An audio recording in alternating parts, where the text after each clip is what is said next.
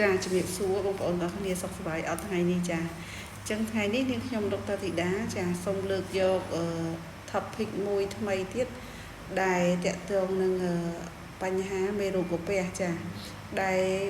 យើងហៅថាមេរោគកាពះតែពាក្យបច្ចេកទេសគឺ Helicobacter pylori ចាអញ្ចឹង Helicobacter pylori គឺមានលក្ខណៈជា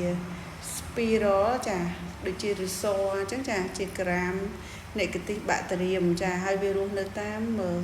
តាមជាងកាពះរបស់យើងជាពិសេសនៅក្នុងស្រទាប់ mucus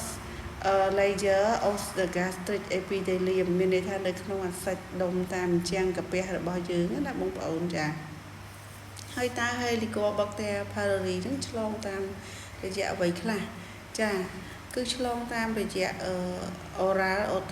មានន័យថាប៉ះពាល់មាត់គ្នាដូចជាការថើបចា